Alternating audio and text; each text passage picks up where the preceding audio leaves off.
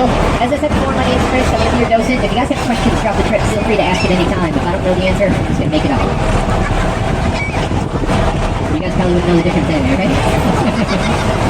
Okay, if we really can't figure it out, we'll just go to Google and we'll find out what the real answer is. But believe it or not, we have to get this tour started before we get the boat moving in the forward direction. Look back here towards our bow, where the Spirit of Buffalo and the Queen City Bike Ferry are. That little slip of water right there with the old stonework on either side used to be the most important area in Buffalo, New York State, and for a long time, the entire United States of America. That was the western terminus. It was the western end of the Erie Canal. The Erie Canal stretched all across New York State, from Buffalo on Lake Erie to Albany on the Hudson River. It's 363 miles long, completely dug by hand from beginning to end. When they finished it, it was only 4 feet deep and 40 feet wide. I don't know about you guys, if I was digging it by hand, it was 3 feet deep and 30 feet wide, but 4 feet is what they needed, 4 feet is what they got. And that whole thing was the brainchild of a guy named DeWitt Clinton. DeWitt Clinton was governor of New York State at the time the canal was built, and he had the idea that we had to improve transportation across New York State, but not just New York, the entire United States of America. Prior to the development of the canal, it could take up to 7 weeks just to cross New York by horse and buggy on the muddy roads. After the canal was done, they could do that trip in 7 days. And before the canal went through, it cost about $100 a ton to ship freight over land. That's incredibly expensive back in 1825. But after the canal goes through, they can do it for $10 a ton. So you're moving things 7 times as fast at 1/10 the cost. An amazing increase in efficiency. And this is really important because of the way America was set up at the time. Try to imagine back in 1825, the western frontier was really along the Mississippi River, what we think of as the Midwest now.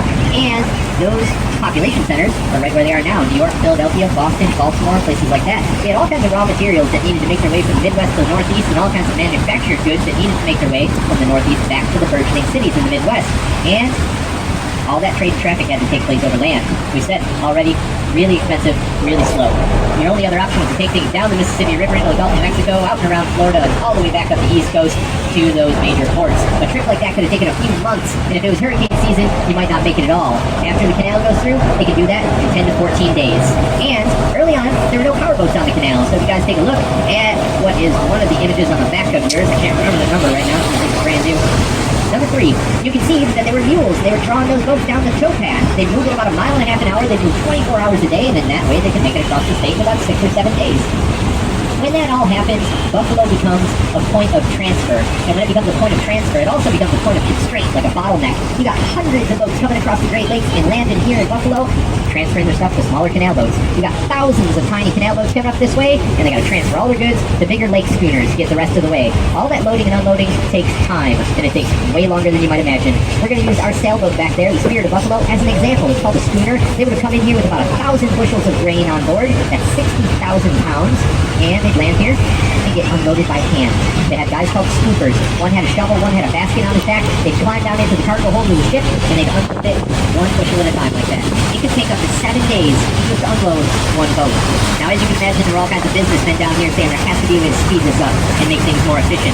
But it didn't for 17 years, until along comes a guy named Joseph Dart. He built what we now know as the grain elevator.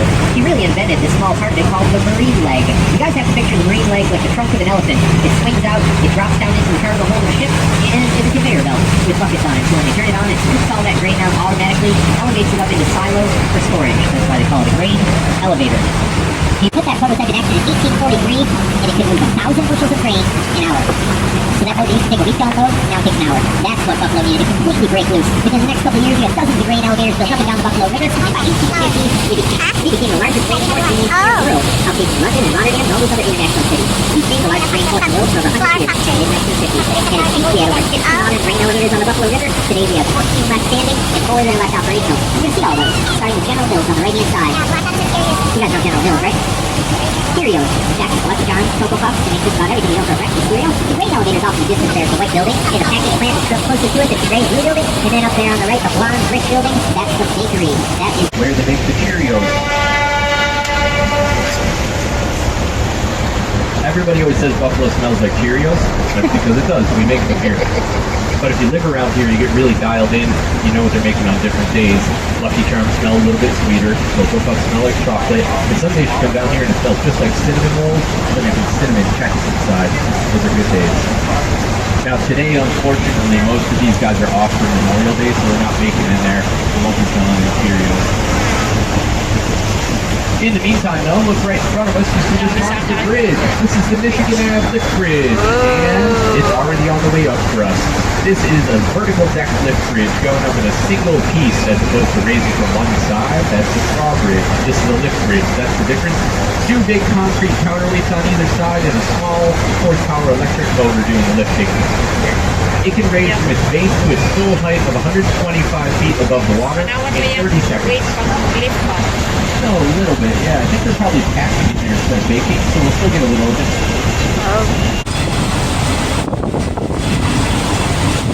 Once we get out on the other side of the bridge here, you'll hear one horn from us and two from the bridge that indicates that it's on the way back down.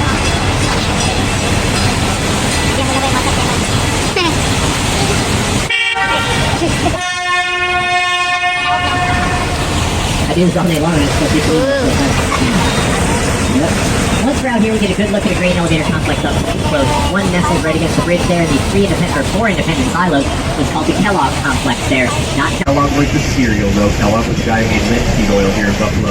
Now it's owned by St. Mary's Cement, and those are all full of cement powder. If you look at the four on the right-hand side there, you can see Buffalo's tallest spiral staircase right in the middle. It runs all the way from the base to the top. It's 163 feet high, and I used to crack jokes about that being an employee fitness program. Then I found out there's a poor guy who really does go up there every single Friday, and he's got a weight on a chain, and he drops it down to the top of the silo, and that's how they measure how much cement powder is left inside. Totally analog way of measuring. And all right, the most distracting thing you guys are going to see all day long, this is called Buffalo River Works. This is a multi-use space where they do everything you can possibly imagine. There's 4 bars inside, 2 restaurants, there's a purpose-built roller derby rink, they do pond hockey.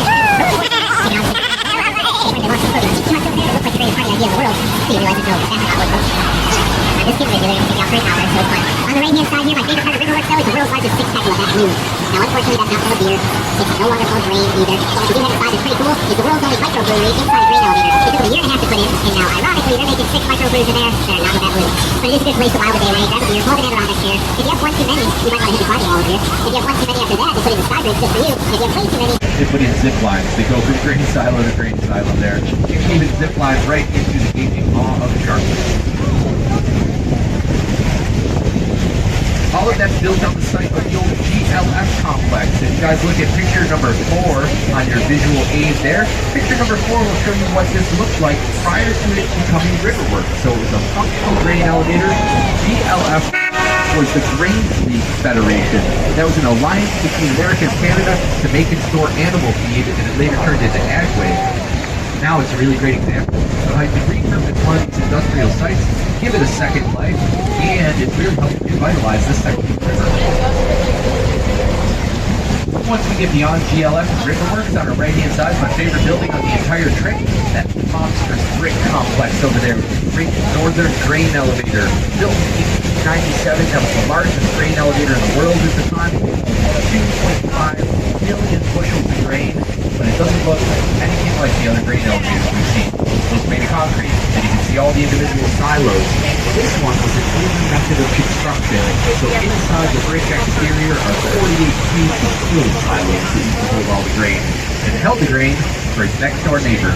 Check out the building that says ADF right there on the side. Well, now that's Archer Daniels Midland. They still make huge sacks of commercial flour in there, 50 and 100 pounds, but they aren't the ones who built it. Look way up top in the corner of the building there, you see 2 little keys. Who do you think was in there before ADM making flour? Pillsbury, you nailed it. 1923 to 1971, then it was taken over by ADF. And they used to store all the wheat in the Great Northern, but when the ADM took over, they stopped. That building is completely empty now, but it is on the National Historic Register because it's the very first electrically operated grain elevator in the world. It's on Jansen Street, the first street in Buffalo to get electric street lights. After that infrastructure was in place, they electrified all the factories along the way. I'll show you where ADM stores its wheat a little bit later. They still mill flour in there. They have the largest milling floor for flour in the entire United States up in the building. They're cranking stuff out at full capacity. That's what flour per day. Very nice. Some of those numbers look sad, but that's what they do over there. Now, normally, this is where I say, we're probably going to be the only commercial vehicle out here today. It's going to be all pleasure boats and kayaks. But today, you guys are in for a treat. take a look right up in front of us. You see that monster freighter up there? That is the Argonaut. The Argonaut is 446 feet long. Dead ahead there, it's docked at Lafarge, and it brings in cement powder from St. Catharines, Ontario. She shows up about every 2 weeks. Just came in this morning, so I don't know if any of you guys were in your harbor about 10 o'clock today, 11 o'clock. They tugged her right in. When they bring in ships like this, the tugboat goes, grabs a hold of them in Lake Erie, spins them around, drags them in reverse, and then when they're done unloading, they'll be able to leave under their own power. We're going to get a really close look at the Argonaut as we pass by. In the meantime, though, on the left-hand side here, we got a rusty, halted, ancient-looking building. It's actually a brand new building. Those are luxury apartments here on the Buffalo River. They did go in on the site of the old Erie Treehouse, though. The Erie Treehouse was the oldest standing building on the Buffalo River, been there since 1850. In 2011, after a heavy snowfall, the roof collapsed.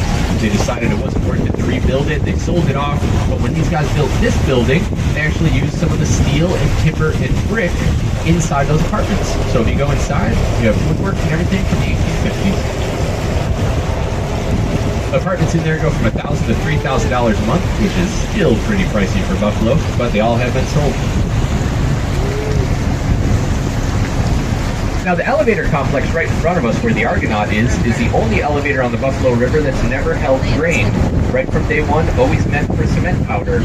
It was built by the Huron Cement Company and then taken over by Lafarge. Lafarge is the largest materials company in the world. They employ over 80,000 people in almost every country on Earth. They got a really small subsidiary here in Buffalo.